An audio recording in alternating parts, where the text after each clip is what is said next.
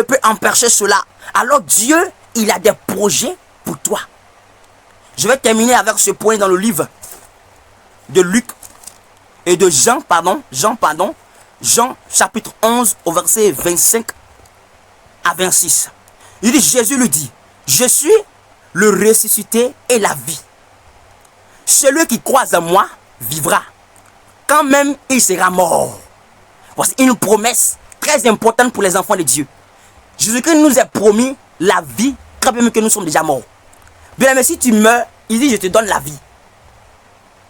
Il a fait l'exemple. Lui-même, il s'est laissé tendre, piétiner. Il est mort à la croix pour le péché de l'humanité. Mais au troisième jour, j'ai dit, la puissance de Dieu, le Saint-Esprit allait réveiller le corps mortel. Et le Christ est sorti dans une puissance de gloire, une puissance triomphale, pour montrer l'exemple à ses enfants, à ses amis, à son peuple qui venait après lui, pour dire que voici comment vous allez faire. Lorsque vous ne serez plus là dans ce monde, mais vos corps ne se resteront pas. Et oui, votre esprit ne restera pas dans la tombe, mais elle va ressusciter pour aller dans la demeure dont j'ai prévu pour vous. Il dit, je m'en vais, je vais vous préparer une place, bien-aimé.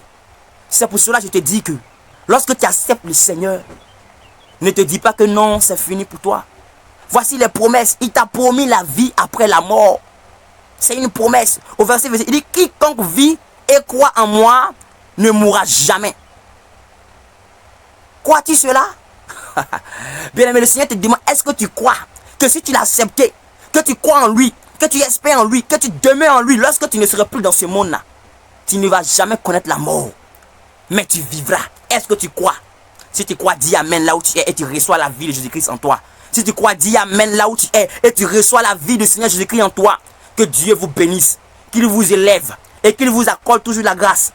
Alors bien aimé, continuez à vous abonner massivement et partagez la vidéo si vous avez aimé, pour que les frères et sœurs qui sont aussi dans d'autres bouts du monde puissent réellement croire au Seigneur Jésus-Christ.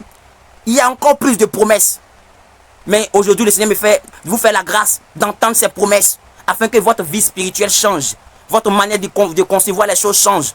Ne t'attriste pas lorsque tu es dans le Seigneur, ne te lamente pas lorsque tu es dans le Seigneur. Mets ton espoir en Jésus-Christ. Il dit, à moi la rétribution et à moi la vengeance. Bien-aimé, ne te venge pas toi-même, mais laisse tout dans la main de Dieu et tu verras au temps convenable. Il parlera, il répondra à tout ce que tu auras comme besoin. Bien-aimé, il sera là pour toi et tu seras là aussi pour lui. Demande-lui de descendre dans ta vie, de te prendre comme son fils unique et tu verras.